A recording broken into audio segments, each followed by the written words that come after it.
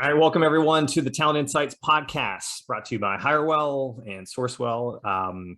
Joined today, special edition show by our very own Director of Talent Development, Liz Koppa. Is this your first video, Liz? Yeah. Nice. Are you excited? Are you nervous? I'm happy to be here. All right, so I'll make a real pun out of it. I hope we've created a proper safe space for you here, because that's what we're actually talking about today. Safe spaces, what they are and what they aren't. And I wanted to bring you along. I wanted to bring on someone who's a little bit closer to an expert in this topic than I am. It's a topic I've typically avoided for a couple reasons. One, on one side, I think there's a lot of people who, when you see it on social media, there's kind of two crowds. There's the one crowd that really overdoes talking about empathy to the point where it's like virtue signaling clickbait, and it doesn't really have any substance, and it just turns everyone on, like fake stories and people who are just thirsty for that, dopamine circus hit. And then on the other side, there's some people who are just like totally turned off by it. They're just like, I'm here to work. I'm not here to pander your sensitivities and whatnot. And I think there's a big disconnect because both sides are kind of so far away from what it truly is about, what the whole purpose and intent is, which is a very positive thing.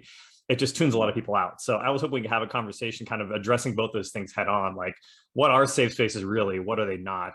Because I do think, especially like my whole take is in a world where everything is remote, where the place where you live and the place where you work is the same place.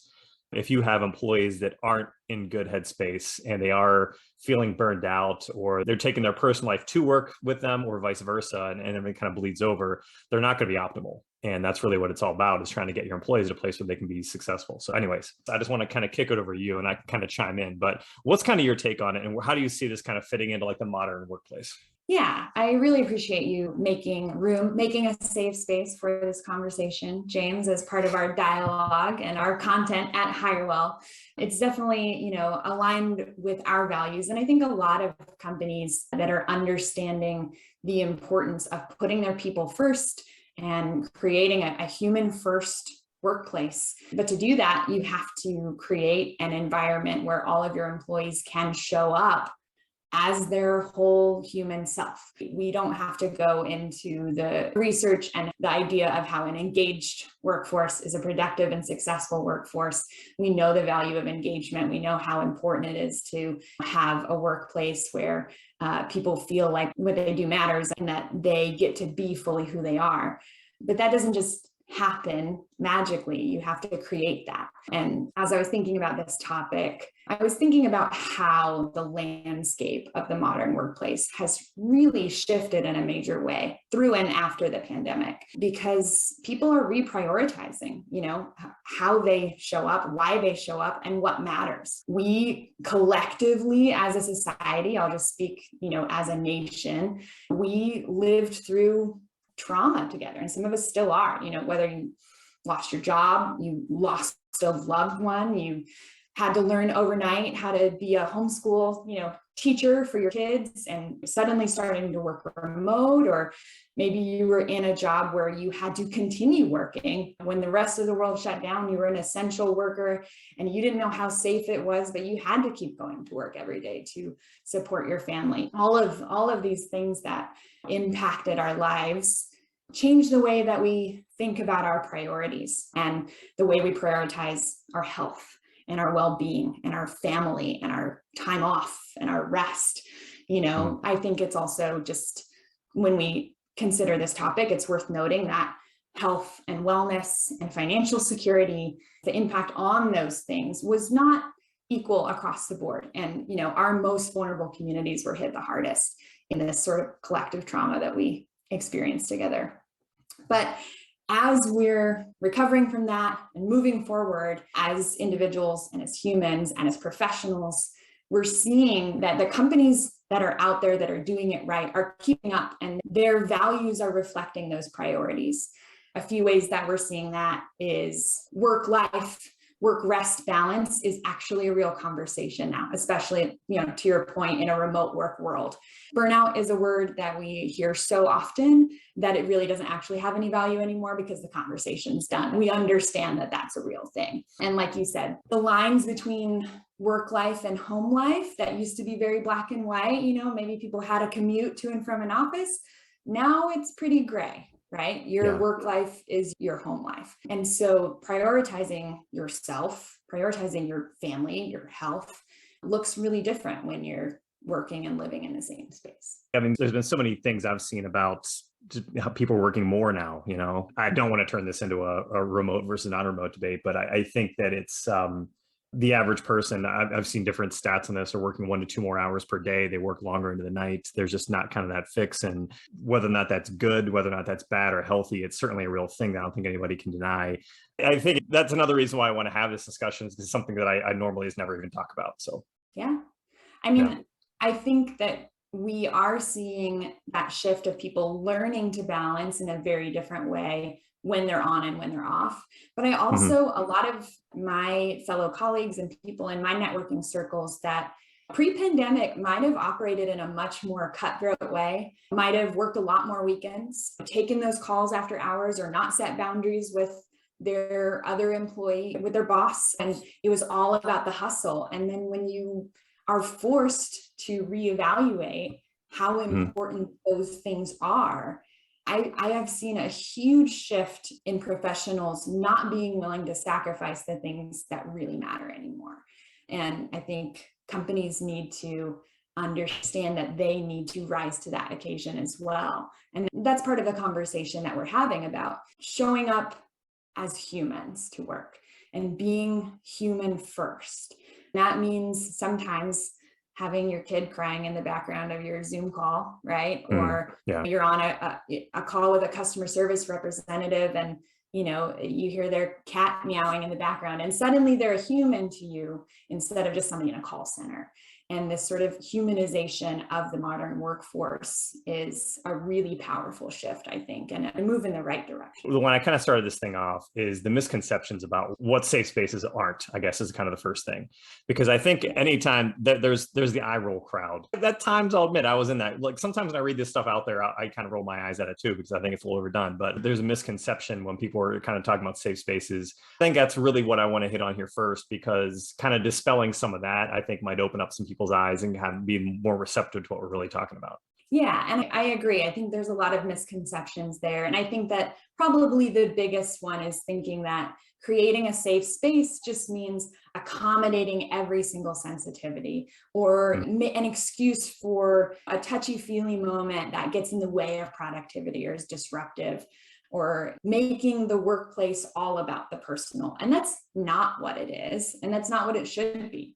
It also isn't associated with any, political leaning. Psychological safety isn't owned by Democrats or Republicans. It's truly about being a decent human and actually creating an avenue for your employees to be their most productive and to be their most engaged and to be their most empowered. And sometimes navigating that can be a little tricky and it can look a lot of different ways, but it's not creating a conversation for the sake of a conversation so that you're virtue signaling that you care. It's actually being present and empowering each individual on your team, if you're a leader, to be their best self and to take care of them so you can take care of the business needs as well. Yeah, no, I agree. I think that it's also why it gets conflated is just a symptom of our times. Like everything becomes a political conversation, and there's nothing political about this whatsoever. It just sometimes gets turned into that. Bringing it back to like a business standpoint, I think is really key for all this. What would you say from a productivity standpoint? Why is this something that like businesses should prioritize and management should prioritize with their teams, even if it's just selfishly for the bottom line? Absolutely. I mean, we're all in a business. We're here to make money and profit. And that's why people show up to work, right? Thinking about the entire health and success of an organization, you are only as good as the people in your organization, right? You can only go as far or be as productive or be as profitable as they can get you there. They are your most precious and valuable resource. And the success of the organization is directly dependent on the success of each individual person within the organization. If you want to see your business go to the next level, you want people who are engaged at work. You want them showing up to work every day motivated. You want them to feel a sense of autonomy, and empowerment to take whatever they're responsible for and whatever their role, from the individual contributor to the VP or the C-suite, they need to feel the empowerment in that space to take it to, the next level, and to be their best self as a leader, as a contributor. And so when your organization is impacted either on a micro level, somebody experiencing a personal issue at home, or a macro level where we experience as a nation a crisis or a trauma or a national disaster, something that impacts the emotional or physical well-being, your organization's success is at stake if you don't properly address and handle those crises and allow those individuals or those groups the opportunity to process and recover from and show back up in a way that they can be their most productive, most engaged, and most empowered. I think I have an example for this. So I've told you this one before, because we did have this discussion a while ago, but for the sake of everyone listening, we'll kind of lead everyone in. So those of you who follow us closely, you'll know Nia. She's active on our social media. She actually produces all of her videos and podcasts and whatnot. She and I have usually a meeting like every day, pretty much, just kind of a touch base or check in. And a few weeks ago, I know she took an extra day off. So she was off Monday. And then on the Tuesday, I had something at our normal scheduled time, so I had to cancel. So it's like Wednesday before I get to talk to her to start that week. And first thing I asked her, so how was a long weekend? Because I knew she was excited. She's going to see this concert. And she's like, I could tell like apprehensive, and like there was a big like pause. And she's like, well, I have to tell you, and long story short, she got carjacked on that Saturday. So Saturday gets carjacked, loses her car. Sunday, Monday, Tuesday, Wednesday, it's still like the first thing on the top of her mind. And it's obviously a really traumatic experience that she went through. But it's also the kind of thing when you realize if something 5 days later, it's still the first thing on the top of your mind, you're not going to, like, no matter who you are, you're not doing your best work. You're not going to be in that kind of space where things are optimal. And it comes down to like, how do you help someone kind of get back on track when they're kind of still dealing with these types of things. Now, at the same time too, I'm not a psychologist, you know what I mean? I'm not equipped to I don't actually know how to diagnose these things for real. But so we just kind of talk through it. And I mean, she can tell you the fact that she even brought this up and felt comfortable coming to me, I'm like, okay, that's a win, I guess, because I could definitely see situations where people might not. I guess the jury's out. She'll have to be the one to tell us like how well I did kind of managing all of it. And then within a day or two, I know it was still kind of on her mind, but she was kind of back in the swing of things kind of work-wise. But just by kind of having that conversation with her, how I did, I don't know, but I think it's a prime example of like, these are the types of real life things that people are going to go through. And if you're able to make a little bit of a difference, you're able to make things 10% better as a leader just by being able to talk with someone, putting everything else on hold, asking them about it, making sure they're okay, seeing if they have anyone else in their life they can talk to, the logistics around, how they dealt with a crisis after the fact. Do they have a good handle on things? Do they need more time off to deal with, in this situation, the cops or the insurance company or anything else like that? I think are things that are important. So hopefully I did okay. At the same time, I know I've heard horror stories from candidates over the years who've had similar situations like this, where their company didn't give them extra time off to deal with these types of things in the background, which probably adds tremendous levels of stress. So absolutely. I don't know. And I think that in this example, really the most powerful part of your story is that you meet often with Nia, and when you ask her, how are you doing? Or how was your weekend? She knows that you mean it, that you actually care, that you want to hear where she's coming from. And for some employees, that will make or break their loyalty to a company, is just knowing that they can show up and they actually are cared about as a human being before an employee. And for other people, there's lots of people that live much more privately. They don't want to bring their personal life to work. They don't want to share the intimate details of their weekend, and that's totally acceptable too. But what they need from a safety perspective is when they need to call in or say, I need another day, or I need someone on my team to help pick up the slack because I'm a little off and I don't want to share about it. That's the safety and the support that they need too, right? So this isn't just about making the workplace a therapy session all the time, or asking everybody to bare their soul and cry and share vulnerable details of their life. The concept of psychological safety is really creating an environment where every person in their unique way and with their unique needs feels comfortable asking for what they need from their team, from their boss, from their organization, to be their most productive, because it is about the business. It is about delivering results, but you can't do that when you're completely undone, either from a personal event like Mia experienced, or there were probably people affected by the recent events in our country. Pick one of the tragedies in the last few weeks that we've experienced as a country that don't feel safe, or that need to stay maybe home with their kids from school for a couple of days and take a second to process in their own way.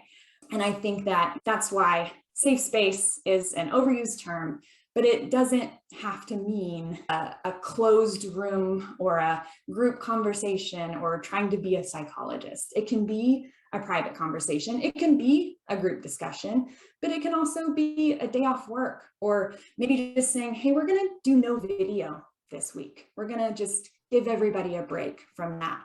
Or letting somebody work more flexibly, or have some temporary time to work remotely if you are in the office. There's lots of variations. And the goal of all of it is the success of the business, because it's the success of each individual. And we know we're in the business of working with great clients and great candidates. If you are a candidate looking for work, you want to work for an organization that's going to prioritize your humanity above your productivity. And so that will empower you to be a more productive person, to contribute more to the success of the business. And in a candidate's market right now, the companies that are going to suffer are those that are not educating and empowering their leaders to take care of their people, because they are their most valuable resource. You hit us a lot right there. So I want to summarize a few things, some quick takeaways. Like you were saying, depending on kind of the circumstances. So things like private conversations, making sure you're in an environment where talking to your employees enough and asking how they're doing and showing that you actually care about their answers enough where they feel comfortable having those kind of conversations with you. Because if that's not happening and they don't, you've already lost. You're already doing something wrong. Taking time off, making sure they know that they can. That one kind of drives me crazy, because there was actually someone else on our team was talking about a place they worked at previously. I don't know if you heard this example. Jeff and I used it. We're talking about one of our shows, but someone actually was like on their bike, got hit by a car, and was so preoccupied with getting to work on time, because everybody who's a little bit late gets yelled at habitually and they don't really take any excuses. But having an environment where that shouldn't even cross someone's mind, if they have like some sort of like accident like that, they're the last thing they're worried about. Flexibility for remote, part-time, even if you're an on-site environment. I get it. Some of these companies out there, some it's by nature of what they do. Others, it's by nature of they're more preferring on hybrid. I would prefer, and I think most people, like a no questions asked when someone says, hey, I really need to work remote today, is also a good one. Trusting your team enough that when they say that, it's not just some BS. Like, you should have enough trust in them that they actually need that kind of time, not be around. One tactic that I've seen that can be really effective, especially if an entire team is feeling the weight of something, or just having some video-free meeting space where you still are showing up, being productive, having collaboration, but just giving people a second to not have to be on in that way. And so intermittent video-free breaks in the schedule can be really powerful for people too. And it's a really simple thing to do. I love the camera. Mine's always on. It's my favorite. Even when you're not in a conversation, you're just looking at you as you're working on it. When we end this, I'm just going to leave mine on. So the rest of the day, I'll be looking at myself as I'm doing work on my other monitor. So, and you're safe to do that, James. I expect you. If you need to look at yourself all day, every day, I think that's great. If that's what makes you a productive part of this company, I'm for it. Yeah, I'll bring my whole self to work just to watch myself work. Well, just the top. Anyways, so this is a good talk. I think this will be interesting. I'm excited to kind of get this one out there. And I think there's a couple of different bits there where I definitely want to kind of feature some of these things on social, because I think people can get a lot out of it. So thanks again, Liz, for kind of putting this together. This was all you. I'm way out of my depth on this kind of stuff, so I appreciate it. And so does everyone else out there. One last thing, from like a tactical standpoint, because this might help a lot of companies out there. What are we doing specifically? So Hirewell as an organization, you've been leading a lot of these initiatives up with some others. What's kind of our playbook, and what have we kind of set in place to make sure people have the psychological safety they need? Yeah, that's a great question, James. At Hirewell, it's definitely one of our values and our priorities to make sure that we put our people first from their first day all the way through their entire career journey with us. Our leaders are empowered with some resources that have given them talk tracks and suggestions and different scenarios where they can put themselves into their employees' shoes and show up to create those spaces proactively. We've also had our leaders going through some really awesome leadership development training, teaching them to be empathetic listeners and to be the ones empowering everyone to succeed. Our CEO is proactive also about addressing issues as they come up and making that conversation a safe one to have as an organization as well.